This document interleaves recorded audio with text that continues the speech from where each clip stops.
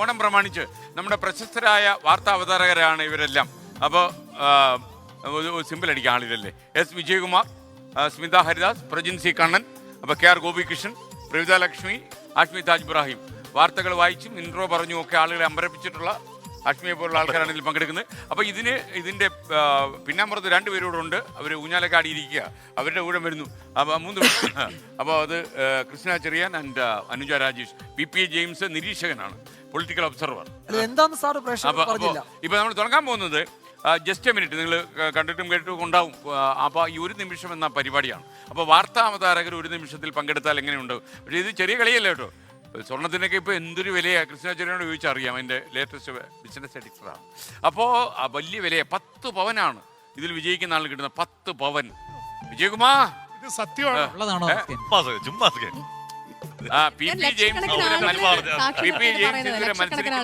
തീരുമാനിച്ചിരുന്നത് 10 പവൻ എന്തോ എന്നും പറഞ്ഞ് അവിടുന്ന് ഒരു വിളി കേട്ടു കേട്ടോ. എന്തായാലും ഞാൻ മത്സരിക്കുന്നില്ല. അന്നനാളത്തിൽ നിന്നുള്ള ഒരു ശബ്ദം.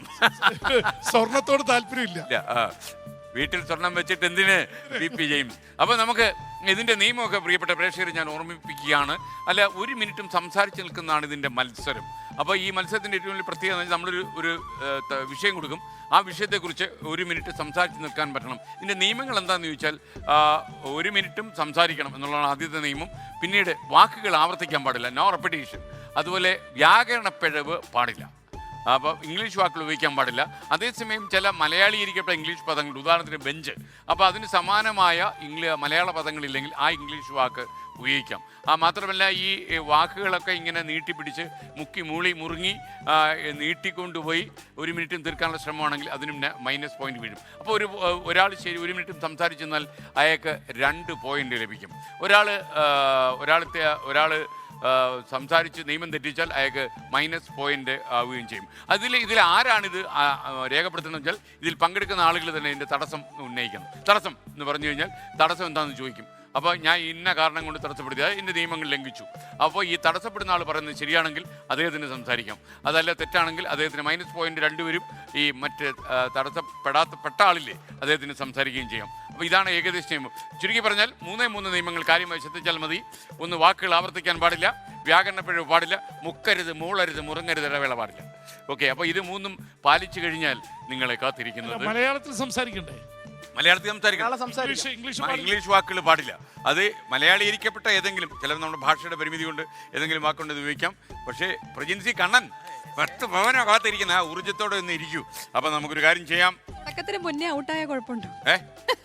ഔട്ടായാൽ മറ്റു 2 പേര് കാത്തു നിൽക്കുന്നുണ്ട്, അവരുടെ ഊഴമായിരിക്കും അത്. തുടക്കത്തിലേ അങ്ങ് ഔട്ടാവും. 10 പവൻ കാത്തിരിക്കുക, അത് വെച്ചിട്ട് എങ്ങനെ ഓക്കെ. അപ്പൊ ഞാൻ മലയാള ഭാഷ വാക്കുകൾ കൊണ്ടും കാവ്യ ഭംഗി കൊണ്ടൊക്കെ അമ്മാനമാടുന്ന സ്മിത ഹരിദാസിലേക്കാണ് ആദ്യം പോകുന്നത്. അപ്പോ വിഷയത്തിലേക്ക് നമ്മൾ പോവുകയാണ്. അപ്പോൾ വളരെ പ്രശസ്തമായ ഒരു കഥാപാത്രത്തെ അനുസ്മരിച്ചാണ് ഈ വിഷയം വരുന്നത്. സ്മിത ഹരിദാസാണ് സംസാരിച്ചു തുടങ്ങേണ്ടത്. ആൾക്കൂട്ടത്തിൽ ഏലിയാമ്മ. ആൾക്കൂട്ടത്തിൽ ഏലിയാമ്മ എന്ന് കേൾക്കുമ്പോൾ എനിക്ക് പെട്ടെന്ന് ഓർമ്മ വരുന്നത് MTയുടെ ഒരു കഥയുണ്ട്. അതൊരു സിനിമയായി മാറിയിരുന്നു. ആൾക്കൂട്ടത്തിൽ സിനിമയ്ക്ക് എന്താണ് മലയാളം? രക്ഷയില്ല. ഔട്ടായിട്ടില്ല. അപ്പൊ പ്രജിൻസി കണ്ണന് സംസാരിച്ചു തുടങ്ങാം. അതെ, ഇതേ വിഷയത്തിൽ ആൾക്കൂട്ടത്തിലെ ഏലിയാമ്മ. അത് കേൾക്കുമ്പോൾ എനിക്ക് ഓർമ്മ വരുന്നത് എന്റെ നാട്ടിലെ ഏലിയാമ്മ ചേച്ചിയാണ്. ഏലിയാമ്മ ചേച്ചി ഏലിയാമ്മ 2-3 തവണ വന്നു. ഏലിയാമ്മ സബ്ജക്ട് വിഷയം 2 തവണ ആവർത്തിക്കാൻ പറ്റത്തില്ല. ഓക്കെ, ആൾക്കൂട്ടത്തിൽ വാക്കുകൾ ആവർത്തിച്ചു. അപ്പൊ ആഷ്മിയല്ലേ ഇത് പറഞ്ഞത്? ഓ, മിടുക്കൻ ആഷ്മി. ഓക്കെ, അപ്പൊ പറയും. അപ്പൊ ഈ 1 മിനിറ്റ് കഴിയുമ്പോൾ ഈ വിഷയം പോകും. അപ്പൊ ഇപ്പൊ സംസാരിച്ചു തുടങ്ങാം. ആൾക്കൂട്ടത്തിൽ ഏലിയാമ്മ എന്ന വിഷയത്തെ കുറിച്ച് സംസാരിക്കുമ്പോൾ എന്റെ നാടിലുള്ള പല മനുഷ്യന്മാരുടെ മുഖം എന്റെ മനസ്സിലേക്ക് ഓടിയെത്തുകയാണ്, ഓർമ്മ വരികയാണ്. ആൾക്കൂട്ടത്തിൽ തനിയെ നിൽക്കുന്ന ഒരുപാട് മനുഷ്യരുണ്ട്. മനുഷ്യർ റിപ്പീറ്റ് ചെയ്തോ?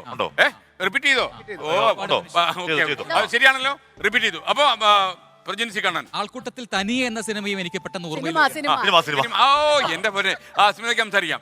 ആൾക്കൂട്ടത്തിൽ ഏലിയാമ്മ എന്ന് പറയുമ്പോൾ എനിക്ക് ഓർമ്മ വരുന്നത് MTയുടെ ആൾക്കൂട്ടത്തിൽ തനിയെ എന്ന ചലച്ചിത്രമാണ്. ആ ചലച്ചിത്രത്തിൽ ചലച്ചിത്രം എന്ന് പറയുമ്പോൾ എന്റെ മനസ്സിലേക്ക് ഓടിയെത്തുന്നത് ഒരുപാട് നമ്മുടെ മനസ്സിനെ സ്വാധീനിച്ച ഒരുപാട്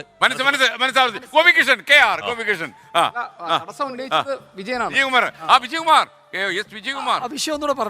ആൾക്കൂട്ടത്തിൽ ഏലിയാമ്മ വേളൂർ കൃഷ്ണൻകുട്ടിയുടെ ഒരു കഥാപാത്രമായിരുന്നു ആൾക്കൂട്ടത്തിൽ ഏലിയാമ്മ. മാസപ്പടി മധുള്ള അല്ലേ? വേളൂർ കൃഷ്ണൻകുട്ടിയുടെ ഒരു കഥാപാത്രമാണ്. ആ ഹാസ്യ സാഹിത്യകാരനും പ്രാസംഗികനുമായ വേലൂർ കൃഷ്ണൻകുട്ടിയെ ഓർത്തുകൊണ്ട് ഈ വിഷയത്തിൽ സംസാരിച്ചു തുടങ്ങാനാണ് ഞാൻ ആഗ്രഹിക്കുന്നത്. ആൾക്കൂട്ടത്തിൽ ഏലിയാമ്മ എന്നത് ഒരുപക്ഷെ നമ്മളുടെ നാട്ടിൻപുറത്തെ ഏതെങ്കിലും ഒരു ചേച്ചി ആയിരിക്കാം, ചേട്ടത്തി ആയിരിക്കാം. പക്ഷെ അവരൊക്കെ ഒരിക്കൽ നമ്മളുടെ ജീവിതത്തിന്റെ ഭാഗമായി നമ്മളുടെ മനസ്സിലൂടെ കയറി ഇറങ്ങി നമ്മുടെ ആവർത്തിച്ചു വിജയകുമാർ, നമ്മുടെ ആവർത്തിച്ചു ഒരു Himalayan tragedy. Okay, care Gopikrishnan. Malayalam ഉണ്ടായിരുന്നു. ദുരന്തം. Thank you. ഓക്കെ, പറയൂ. എനിക്ക് ഒരു നിമിഷം തെരുവിൽ കിട്ടിയ വിഷയം ആൾക്കൂട്ടത്തിൽ ഏലിയാമ്മ ആയതുകൊണ്ട് തന്നെ MT അനുസ്മരിച്ചുകൊണ്ട് തുടങ്ങാമെന്ന് തോന്നുന്നു. മനസ്സിലേക്ക് ആദ്യം ഓടി വരുന്നത് MTയുടെ ഒരു നോവലായിട്ടുള്ള ആൾക്കൂട്ടത്തിൽ എന്താണ് മലയാളം എന്താണ്? നീണ്ട കഥ. നീണ്ട കഥയല്ല. പറയണം. നീണ്ട കഥ നോവലിന് എന്താ വ്യത്യാസം? ആഖ്യായിക മലയാളം ഉണ്ട്. ഓക്കെ. അപ്പൊ ആ വിഷയം അവസാനിക്കുന്നു. അപ്പൊ നിങ്ങളല്ല പറഞ്ഞത്. അപ്പൊ ഞാൻ ഇനിയിപ്പോ ഹാഷ്മിയിൽ നിന്നാണ് തുടങ്ങുന്നത്. ഹാഷ്മി താജ് ഇബ്രാഹിമാണ് സംസാരിച്ചു തുടങ്ങേണ്ടത്. അപ്പോ ഹാഷ്മി താജ് ഇബ്രാഹിമിന്റെ ജീവിതത്തിൽ ഏറ്റവും അനുഗ്രഹമായി മാറിയ ഒരു വിഷയമാണിത്. പൊക്കമാണ് എന്റെ കരുത്ത്. പൊക്കമാണന്റെ കരുത്ത് എന്ന വിഷയത്തിൽ എനിക്ക് ഈ ഒറ്റ മിനിറ്റിൽ വാക്കുകൾ ആവർത്തിക്കാൻ സംസാരിക്കാൻ മിനിറ്റ് മലയാളം സെക്കൻഡ് നിമിഷമല്ല മിനിറ്റ്.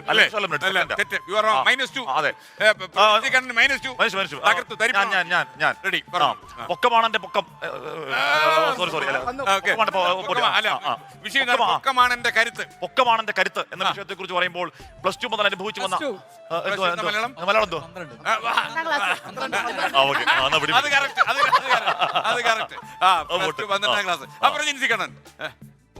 പൊക്കമാണെന്റെ കരുത്ത്. പൊക്കമാണെന്റെ കരുത്ത് എന്ന് കേൾക്കുമ്പോൾ എനിക്ക് ഓർമ്മ വരുന്നത് എന്റെ സുഹൃത്ത് ഹാഷ്മിയാണ്. പൊക്കം കൊണ്ട് ഒരുപാട് ഉയരങ്ങളിലേക്ക് എത്തിയ ഹാഷ്മി എന്ന പൊക്കമാണെന്റെ കരുത്ത് എനിക്ക് പറയാൻ ബുദ്ധിമുട്ടുള്ള ഒരു വിഷയമാണ്. കാരണം പൊക്കത്തിന്റെ കാര്യത്തിൽ ഞാനൊരു അല്പം പൊക്കമാണെന്റെ കരുത്ത് എന്ന വിഷയം ആവർത്തിക്കുമ്പോഴേക്കും പിന്നെയും ഓരോ ആളുകൾ പൊക്കമാണെന്റെ കരുത്ത് എന്ന വിഷയത്തിൽ ആധികാരികമായിട്ട് പറയാൻ കഴിയുക എസ് വിജയകുമാർ എന്ന സുഹൃത്തിനാണ്. കാരണം അദ്ദേഹത്തിന്റെ പൊക്കം ഏതാണ്ട് 6 പോയിന്റ്.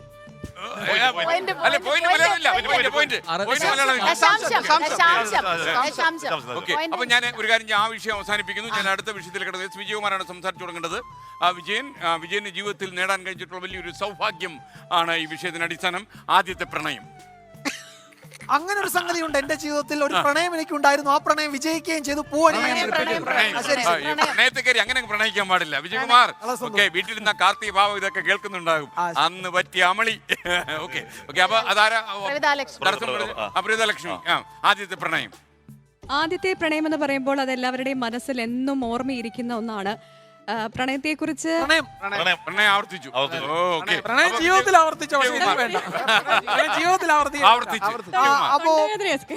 അപ്പോ ആദ്യത്തെ പ്രണയം ഞാൻ നേരത്തെ പറഞ്ഞു വന്നപ്പോ ഒരു കാര്യവുമില്ലാതെ തടസ്സപ്പെടുത്തിയ പ്രിയപ്പെട്ട സുഹൃത്തുക്കളോട് ഞാൻ ദേഷ്യപ്പെട്ടുകൊണ്ട് തുടങ്ങുകയാണ്.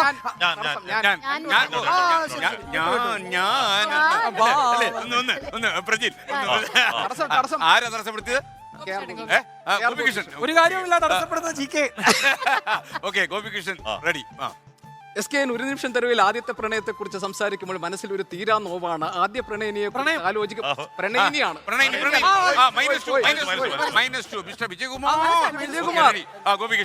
ആദ്യ പ്രണയിനി എന്റെ സ്നേഹഭാചനം പേര് പറയാൻ ആഗ്രഹിക്കുന്നില്ല. കാരണം മറ്റെവിടെയോ സുഖമായി ജീവിക്കുന്ന ആ പെൺകുട്ടിയെ കുറിച്ച് ഇപ്പോഴും എന്റെ മനസ്സിൽ ഒരിക്കലും മായാത്ത ചിത്രങ്ങളുണ്ട്. ആ ചിത്രത്തിന്റെ മാത്രമല്ല എനിക്ക് തോന്നുന്നു വികാരപ്പെടുത്തനായി ജീവിക്കുന്ന ആ പെൺകുട്ടിയുടെ ജീവിതത്തിലേക്ക് ആരാണ് വൈകാരി പോയി. ബാക്കി വീട്ടിൽ ചെല്ലും പറഞ്ഞു. ഓക്കെ, സത്യം പറഞ്ഞത്. അപ്പൊ ഇതാരാണ് തടസ്സപ്പെടുത്തിയത്? സ്മിത ഹരിദാസ്. ആദ്യത്തെ പ്രണയം എവിടെയായാലും 14-ാം വയസ്സിൽ തുടങ്ങിയ ഒരു പ്രണയത്തെ കുറിച്ചാണ് ഇപ്പോൾ ഞാൻ ആലോചിക്കുന്നത്. ഈ വിഷയം കേട്ടപ്പോൾ 14-ാമത്തെ വയസ്സിൽ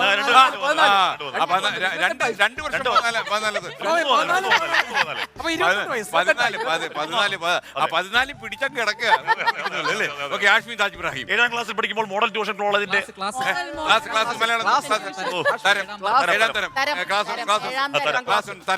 തരത്തിൽ കളിക്കണം അല്ലേ? ഓക്കെ. അപ്പൊ ആദ്യത്തെ പ്രണയം എന്നും നല്ല ഓർമ്മയാണ് എന്റെ മനസ്സിൽ. ആദ്യമായി ഞാൻ ആദ്യം. ആദ്യമായി രണ്ട് വാക്ക് minus okay okay minus -2 note ചെയ്യുന്നുണ്ട്. പോയി തലക്കടിച്ചു ഓക്കെ പ്രജൻസി കണ്ണൻ ഒന്നാം തരത്തിലും രണ്ടാം തരത്തിലും തരം തരം ഒന്നാം തരം രണ്ടാം തരം ഒന്നാം തരത്തിൽ രണ്ടാം തരത്തിൽ തരം Prajin minus U R -2 Prajin, okay Ashiq Taj Ibrahim എട്ടാം തരത്തിൽ ട്യൂഷൻ സെന്ററിൽ പഠിക്കുമ്പോൾ ട്യൂഷന്റെ മലയാളം എന്തുവാ? പരിശീലന ക്ലാസ് അഡീഷണൽ ട്രെയിനിങ് അല്ല സെന്റർ സെന്റർ, കേന്ദ്രം, കേന്ദ്രം. ഓക്കെ അപ്പൊ പ്രജിൻ -2 അടിച്ചു അല്ലല്ല. 6 മൈനസ് അടിച്ചു അപ്പൊ പ്രജിൻ തുടരാം കേന്ദ്രത്തിൽ കിടക്കുക അല്ലേ കാര്യങ്ങൾ പറയൂ ആദ്യത്തെ പ്രണയം പറഞ്ഞു ആദ്യത്തെ പ്രണയവും ആ പെൺകുട്ടിയും മനസ്സിൽ എന്നും പച്ച പിടിച്ചു നിൽക്കുന്നു. ആ. കാരണം പച്ച പിടിച്ച 10ാം തരത്തിലാണ് ഓക്കെ അവളെ ആദ്യമായി കണ്ടത്. പിന്നീട് എന്റെ ജീവിത യാത്രയിൽ മറ്റൊരു പെൺകുട്ടിയെ ഒരുപാട്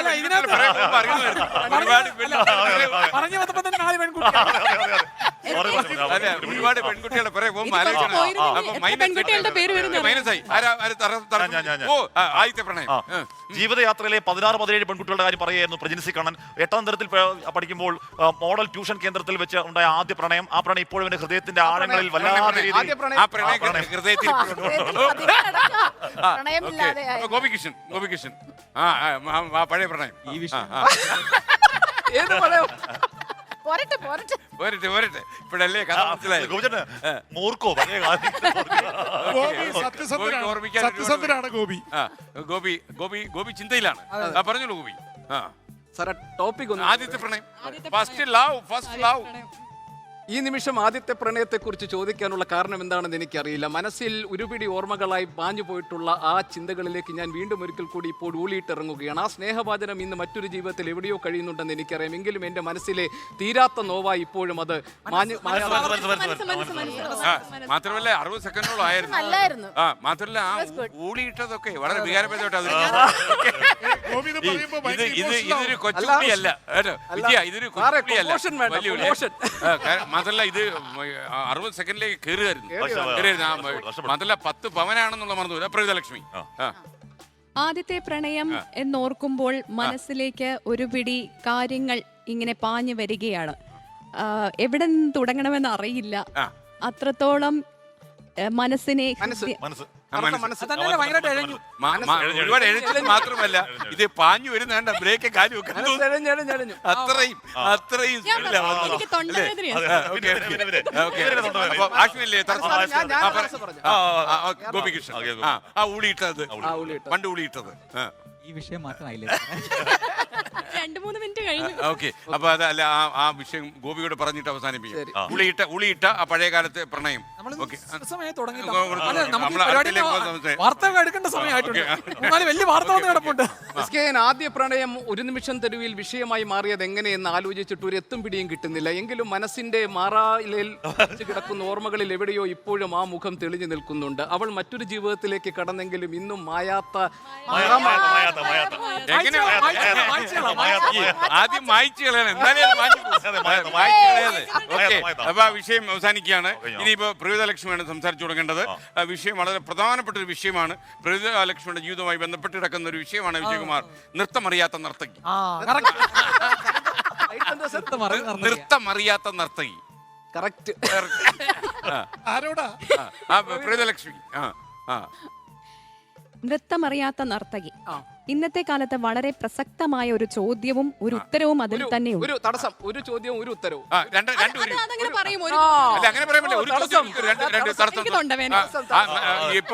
ഇനിയിപ്പോ ഗോപികൃഷ്ണൻ നൃത്തം ചുവട് വയ്ക്കൂ. നൃത്തമറിയാത്ത നർത്തകി എന്ന് പറയുമ്പോൾ കൂട്ടുകാരി പ്രവിതലക്ഷ്മിയുടെ മനസ്സിൽ മുഖം കയറി വരുന്നു. അതിൽ നൃത്തം അറിയുന്ന നർത്തകിയെ കുറിച്ച് പറയുമ്പോൾ ഒരുപാട് കാര്യങ്ങൾ എന്റെ മനസ്സിൽ വരുന്നുണ്ട്. അതിൽ ആദ്യം പറയേണ്ടത് 2ാം തരത്തിൽ പഠിക്കും.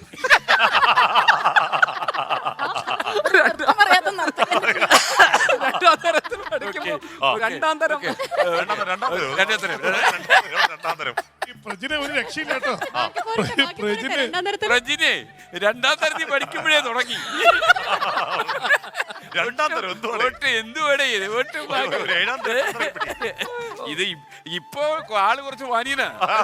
ഓക്കെ, നന്നായി നന്നായി. ബാക്കി ആ, ബാക്കി? അപ്പൊ ആ പൊട്ടിപ്പോയി. അപ്പൊ ആ വിഷയം അവസാനിക്കുന്നു. അടുത്ത വിഷയത്തിലേക്ക് വളരെ പ്രധാനപ്പെട്ട ഒരു സാമൂഹ്യ പ്രസക്തിയുള്ള വിഷയമാണ്. അപ്പൊ നമുക്കിനി തുടങ്ങേണ്ടത് വിജയകുമാർ. ഓ, വിജയകുമാർ, ഭാര്യയെ പേടിക്കണം. ഭാര്യ പേടിക്കണമെന്നാണോ? ഭാര്യ അത് പറഞ്ഞപ്പോ തന്നെ പേടിയായി. ഭാര്യയെ പേടിക്കണം. ഉറപ്പായും ഭാര്യയെ പേടിക്കണം എല്ലാവരും. പേടിച്ചില്ലെങ്കിൽ പേടി. റിപ്പീറ്റ്. പേടിച്ചില്ലെങ്കിൽ സംഭവിക്കുന്ന ഉദ്ദേശിച്ചത്. പേടിച്ചില്ലെങ്കിൽ ഊര് പറയും. അതെ, അപ്പൊ ആരാ ഒബ്ജക്ട് ചെയ്ത്? ഗോപിയല്ലേ? ഭാര്യയെ പേടിക്കണം. തുടങ്ങാൻ താമസിച്ചു. അല്ലല്ല, ഞാനതാ ആ അങ്ങനെ വിഷയത്തിൽ- തോമസ്, ഇന്നലെ അത് ആ, നമുക്ക് വിഷയത്തിലേക്ക് ഇന്നലെ ചൂടാ. ഏ, മിസ്റ്റർ ആ, ശരി. ശിവകുമാർ, വിഷയത്തിലേക്ക് ഒന്ന് കട- മിസ്റ്റർ വിജയകുമാർ, മാത്രമല്ല വിഷയത്തിലേക്ക് ആദ്യം ഒന്ന് ഭാര്യ ഒന്ന് മനസ്സിലേക്ക് എടുക്കണം. അതെ, അതെ, എങ്ങനെ? അതെ. പേടി. അല്ല, അത് അന്ന് ഊളിയിട്ടത്. പിന്നെ അതെന്തറിയോ ആദ്യ പ്രണയം പറഞ്ഞു തീർക്കുന്നതിന് മുന്നേ ഭാര്യ ചേച്ചി ഓർത്തതാ. ഞാൻ തടസ്സപ്പെടുത്തുന്നു, പറയാൻ തുടങ്ങുന്നു. മിക്കവാറും വീട്ടിലെവിടെയെങ്കിലും ഊളി ഇട്ടോളൂ. റെഡി, പറഞ്ഞോളൂ. ഭാര്യയെ പേടിക്കണം. പേടിക്കണം എന്നല്ലേ? Yes, പേടിക്കണം. ഭാര്യയെ പേടിക്കണമെന്ന വിഷയം മനസ്സിൽ വരുമ്പോൾ മമ്മൂട്ടി പറഞ്ഞ കാര്യം ഓർക്കുകയാണ്. ആ. ഭാര്യ എല്ലാ മമ്മൂക്കെ കയറി പിടിക്കാൻ പോയിട്ടുണ്ട്. അല്ല, ഭാര്യ പറഞ്ഞൂടെ?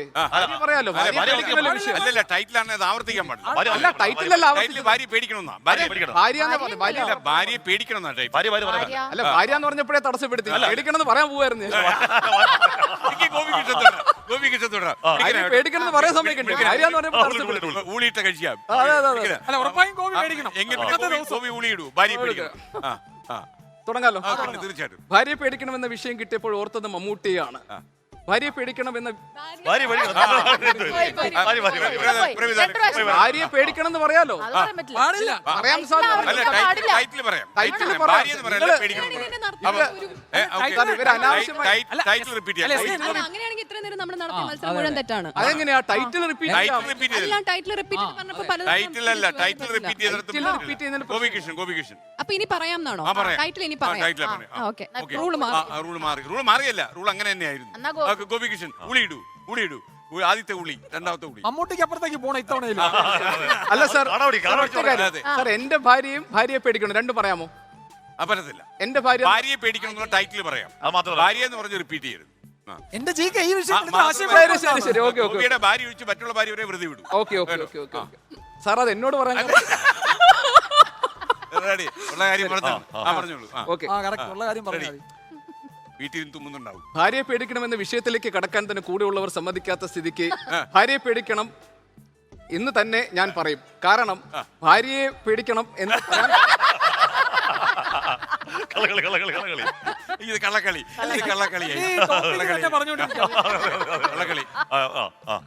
ഏതാ എന്താ ഭാര്യയെ പേടിക്കണം? ടോപ്പിക് പങ്കെടുക്കണോ? നല്ല രസമുണ്ട്. പ്രധാനപ്പെട്ട വാർത്ത എടുക്കേണ്ട സമയം അത് വിജയന് പങ്കെടുക്കാൻ വലിയ താല്പര്യം ഇല്ല കേട്ടോ. 12:29 കുറേ നേരമായിട്ട് ഇങ്ങനെ ഇതിനെ കുറിച്ച് പറയുന്നുണ്ട്. അപ്പൊ നമുക്കൊരു കാര്യം ചെയ്യാം. അടുത്ത ടോപ്പിക്കിലേക്ക് പോകല്ലേ? വിജയനിൽ തന്നെ തുടങ്ങിയല്ലോ അല്ലേ? വിജയൻ ഒരു താളബോധമുള്ള ഒരാളാണെന്നാ പറയുന്നത് അല്ലേ? അപ്പൊ ഓക്കെ, തുടങ്ങാം നമുക്കല്ലേ? അപ്പൊ നമുക്ക് ലാസ്റ്റ് വിഷയമാണ്. നമുക്ക് വാർത്ത എടുക്കാണെന്നല്ലേ പറഞ്ഞു. അപ്പൊ ഈ 10 പവന്റെ പി ജെയിംസ് അല്ലേ നിരീക്ഷിക്കും? അപ്പൊ ആരാണ് ഇതിൽ 10 പവൻ അർഹൻ എന്നുള്ളത് പി ജെയിംസ് കണ്ടെത്തിക്കോണം. ഇതിൽ പ്രതിഭ ഉളിയിട്ട ആളാണോ ഉളിയിടാത്ത ആളാണോ എന്നുള്ളത്. അല്ല, പക്ഷെ വേറെ കാര്യമുണ്ട്. 1 മിനിറ്റ് ആരും തികച്ചിട്ടില്ല. ഞാൻ 60 സെക്കൻഡിന് അടുത്തെത്തി. ഇതുവരെ ആരും തികച്ചില്ല. അടുത്ത് വരെ ഗോപി വന്നു. ഗോപി ഏതാണ്ട് 60 സെക്കൻഡോട് അടുത്ത് വന്നു. അപ്പൊ 10 പവൻ അർഹതയുണ്ടെന്നുള്ള ബി പിക്ക് തീരുമാനിക്കാം. അപ്പൊ വിജയകുമാർ, വിജയ താളം. അങ്ങനെ ഒരു സംഭവം ജീവിതത്തിലുണ്ട്. ഒരു താളം എല്ലാത്തിനും വേണമെന്ന് വിശ്വസിക്കുന്ന ഒരാളാണ് ഞാൻ. അതുകൊണ്ട് വിജയൻ എന്ന എന്റെ പേരിന്റെ കൂടെ ചേർത്ത് ആ മേളവും താളവും ഉള്ളത് എനിക്കൊരു അനുഗ്രഹമാണ്. അല്ല, താളം റിപ്പീറ്റ് അല്ല, അല്ല, അത് ടൈറ്റിലാ. വിജയതാളം 1947 ഓഗസ്റ്റ് 15 ബ്രിട്ടീഷ് കരാളത്തിനുണ്ട് ഭാരതമാതാവ് മോചിതയായിട്ട് ഇന്ന് 57 വർഷങ്ങളിൽ ഈ പോയ എന്താ ഞാൻ പറയാം അണ്ണാ, വിജയ പറയട്ടെ. ചിരിക്കാണ് പറയുന്നില്ല. ആ, ഓക്കേ. ഞാൻ പറയട്ടെ, പറയട്ടെ. വിജയുടെ ചെവിക്ക് കുഴപ്പമുണ്ടെങ്കിൽ അല്ലല്ല, അതെ. അല്ലല്ല. Wait, wait, wait. തന്ത്രമാണ്. ഞാൻ പറയട്ടെ, പറയട്ടെ. തന്ത്രമാണ്. ഇല്ല, ഇല്ല, ഇല്ല. അല്ലല്ല, കാര്യം- ആഷ്മി ആ. 1940 ഞാൻ- ഓഗസ്റ്റ് 15 അല്ല സാർ, കേക്ക്. 1947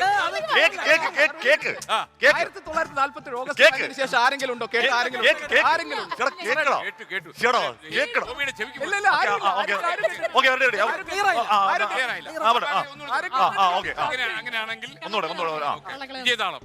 1947 ഓഗസ്റ്റ് 15 ബ്രിട്ടീഷ് കരാള ഹസ്തങ്ങളിൽ നിന്ന് ഭാരതമാതാവ് മോചിതയായിട്ട് ഇന്ന് 57 വർഷങ്ങൾ. ഈ പോയ വർഷങ്ങൾ നമ്മൾ ധാരാളം പോയ നേട്ടങ്ങൾ വർഷങ്ങൾ. ഗോപി ജീവിതത്തിന്റെ വിജയതാളം കണ്ടെത്താനുള്ള ശ്രമങ്ങൾക്കിടയിൽ ഞാൻ പല ജോലികൾ മാറി മാറി നോക്കി മാറി മാറി മാറി മാറി ഒറ്റ വാക്കല്ല. അല്ല ആണാണ് മാറി മാറി ഒറ്റ വാക്ക. ഒരു വാക്കാണോ മാറി ഗോപിക്ക് തുടരാം. ജീവിതത്തിന് വിജയതാളം കണ്ടെത്താൻ വേണ്ടി ഞാൻ പല ജോലികളും മാറി മാറി നോക്കിയിട്ടുണ്ടെങ്കിലും ഒടുവിൽ വന്നെത്തിയത് പത്രപ്രവർത്തനത്തിലാണ്. ആ മേഖലയിൽ ഇപ്പോഴും ഞാൻ തിളങ്ങി നിൽക്കാനുള്ള കാരണം തിളങ്ങുന്ന കാര്യം പറഞ്ഞു. അല്ല എസ്കേൻ കാരണമാണെന്ന് പറയാൻ വന്നത്. വിജയതാളം വിജയതാളം വിജയതാളം ആ. വിജയതാളം. ജീവിതത്തിന് ഒരു ഒഴുക്ക് വേണം, ഒരു പുഴയൊഴുകും പോലെ ഒഴുകി 1947 ഓഗസ്റ്റ് 15 ബ്രിട്ടീഷ് കേക്ക് 1947 ഓഗസ്റ്റ് 15 ബ്രിട്ടീഷ് കരാള ഹസ്തങ്ങളിൽ നിന്നും ഭാരതമാതാവ് മോചിതയായിട്ട് ഇന്ന് 57 വർഷങ്ങൾ. ഒരുപാട് കുതിപ്പ്, ഒരുപാട് കിതപ്പ്. ഒരുപാട് ഒരുപാട് ഇവിടെ സർ ആ വിജയതാളം ഹൃദയതാളമാണ്. അത് എന്നും നിലനിർത്തേണ്ടതാണ്. ആയിക്കോട്ടെ പ്രശ്നങ്ങളില്ലാതെയും ചിരിക്കുന്നത് അത് തെറ്റാണ്. ഈ വിഷയത്തിൽ തടസ്സം പറഞ്ഞു. അത് നിലനിർത്തേണ്ടത് പിന്നെ അതും പറഞ്ഞല്ലേ തടസ്സം. വിജയതാളം. ജീവിതം ഇങ്ങനെ മുന്നോട്ട് പോയിക്കൊണ്ടിരിക്കുമ്പോഴാണ് ഈ താളത്തെ കുറിച്ച് നമ്മൾ ചിന്തിക്കുന്നത്. ആ ചിന്തകളിൽ നിന്ന് എന്തൊക്കെയോ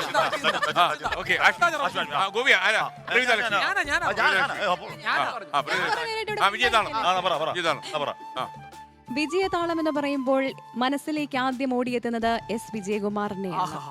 വിജയകുമാർ രണ്ടാവശ്യം പറഞ്ഞു. വിജയകുമാർ പേര് എന്നോടുള്ള സ്നേഹമൊക്കെ എനിക്ക് ഇഷ്ടപ്പെട്ടു. പക്ഷേ വേണ്ട, അല്ല കാര്യം വിജയകുമാർ എന്ന് പറഞ്ഞിട്ട് അദ്ദേഹം അല്ലെങ്കിൽ അവൻ വിജയൻ ഹിംസെൽഫ് ഒബ്ജക്ട് മൈനസ് അല്ല പ്ലസ് നമ്മുടെ ടോട്ടൽ വിജയതാളം.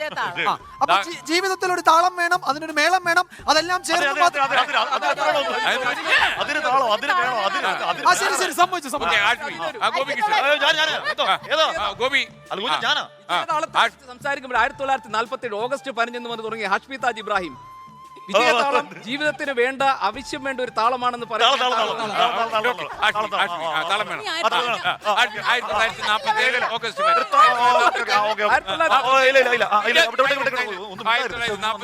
നൃത്തമാടാൻ വരൂ, നർഗനമാടാൻ വരൂ, പാട്ട്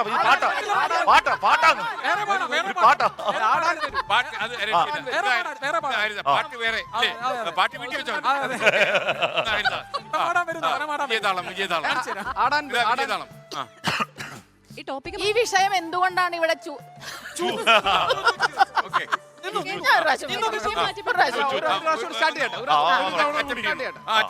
ഈ വിഷയം എന്തുകൊണ്ടാണ് ഇവിടെ തെരഞ്ഞെടുത്തത് എന്നുള്ള ചിന്തിക്കുമ്പോൾ മാത്രമാണ് ഇത്തരം ഒരു വിഷയം അത്ര വിജയതാളം എന്നും നമ്മൾ പാലിക്കേണ്ട ഒന്നാണ്. കാരണം ജീവിതത്തിൽ ഇനി ഒരുപാട് പ്രതിസന്ധികൾ നേരിടാൻ പോകുമ്പോഴാണ് നമ്മൾ വിജയിക്കേണ്ടത്.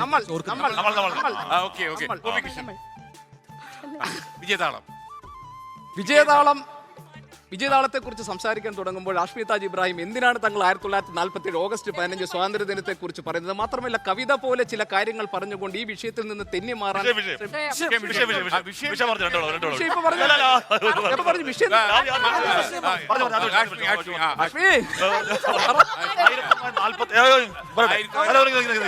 എന്തുകൊണ്ടാണ് KR ഗോപികൃഷ്ണൻ 1947 ഓഗസ്റ്റ് 15 കേൾക്കുമ്പോൾ ഇത്ര പ്രശ്നമുണ്ടോ എന്ന് മനസ്സിലാവുന്നില്ല. അന്ന് രാജ്യത്തിന്റെ വിജയത്തെ പറ്റി പറയാൻ വേണ്ടിയാണ് ഞാൻ തുടങ്ങി വെച്ചത്. രാജ്യം മുന്നോട്ടേക്ക് ഞാനാ പറഞ്ഞേ. വിജയനാണോ ആ, പിന്നെ. വിജയൻ 47 വിജയതാളം. ഞാൻ 1947 ഓഗസ്റ്റ് 15 പ്രാധാന്യത്തെ കുറിച്ച് പറയുന്നില്ല. അത് കേൾക്കുന്നവർക്കും കാണുന്നവർക്കും ലോകത്തുള്ളവർക്കും എല്ലാവർക്കും അറിയാം. അതിനെപ്പറ്റി ഞാൻ പറയുന്നില്ല.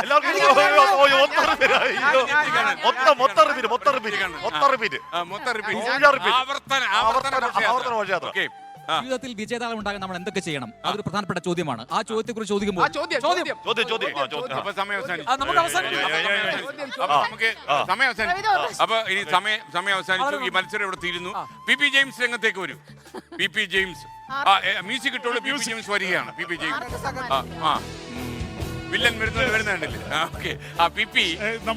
ഒരാളും 1 മിനിറ്റ് സംസാരിച്ചിരുന്നില്ല. അതായിരുന്നു മത്സരം. എന്നാലും ഒരു പ്രോത്സാഹന സമ്മാനം ഇതിൽ ആർക്കാണ് കൊടുക്കേണ്ടത്? 1947 ഓഗസ്റ്റ് 15 പറഞ്ഞ ആളിനാണോ? ഓക്കെ. കൂടിയിട്ട ആളിനാണോ? അല്ല, എല്ലാവരും നന്നായി പെർഫോം ചെയ്തിരുന്നു. പക്ഷെ 1 മിനിറ്റ് സംസാരിക്കാനുള്ള കഴിവ് ഇനിയും ആർജിക്കേണ്ടിരിക്കുന്നു. വാർത്താവതാരകര് ഞാൻ 9 മിനിറ്റ് ഞാൻ ഒരു തമാശ പറയാം. 9 മിനിറ്റ് തമാശ പറഞ്ഞു. അല്ല ഇതില് എന്താണ് ആ കഴിവ് ആർജിക്കേണ്ടിയിരിക്കുന്നു എന്ന് പറഞ്ഞു. തൊണ്ടവേദനയാണെന്ന് മലയാളം ഇത് മത്സരം പറഞ്ഞുകൊണ്ട് സ്ഥലം വിട്ടു. പ്രിയപ്പെട്ട പ്രേക്ഷകർ മനസ്സിലാക്കേണ്ടത് കുഴപ്പമില്ല.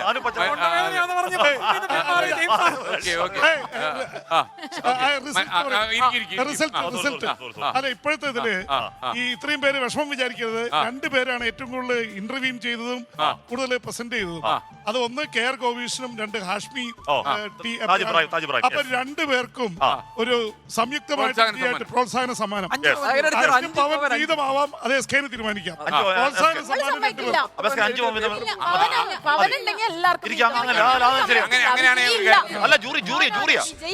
ഇവര് 2 പേരെ പ്രോത്സാഹന സമ്മാനത്തിന് അത് കഴിഞ്ഞാലെങ്കിൽ അത് കഴിഞ്ഞിട്ട്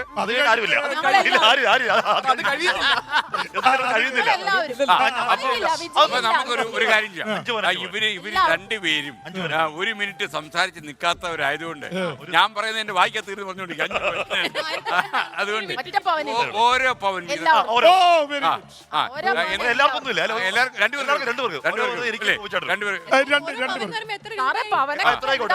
എന്നാലും കുഴപ്പമില്ല. അപ്പൊ കൺഗ്രാജുലേഷൻ. 1947 ഓഗസ്റ്റ് 15. അപ്പൊ ഈ രാഷ്ട്രീയ നിരീക്ഷകന് നിരീക്ഷകൻ 2 ഇഡ്ഡലിയും പാടയും. ഓക്കെ. അപ്പൊ എന്തായാലും ഓരോ പവൻ വീതം. ഇതാണ് സമ്മാനം. കൊലയുണ്ടോ? സമ്മാനം ഉണ്ടോ? ആർക്കാ? ഇതാണോ? അയ്യോ. അപ്പൊ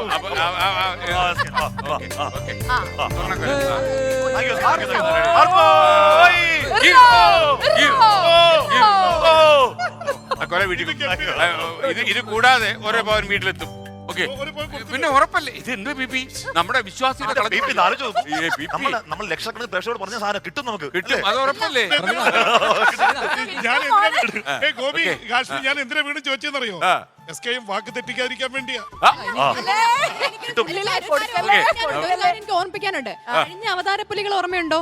അന്ന് വിജയേട്ടൻ എന്തോ കൊടുക്കാന്ന് പറഞ്ഞു ഓർമ്മയുണ്ടോ? തന്നില്ല. 10,000 രൂപ കഴിഞ്ഞ ഓണത്തിനായിരുന്നു.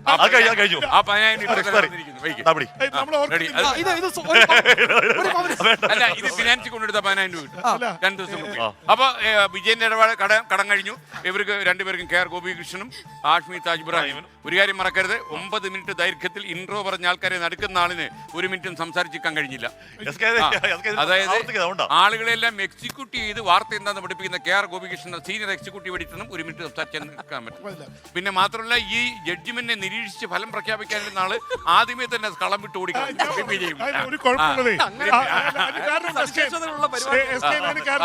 ഞാൻ ഈ അന്താരാഷ്ട്ര വാർത്തകൾ ചെയ്യുന്നതുകൊണ്ട് മലയാളം പറയുമ്പോൾ ഇംഗ്ലീഷ് കയറി വരും.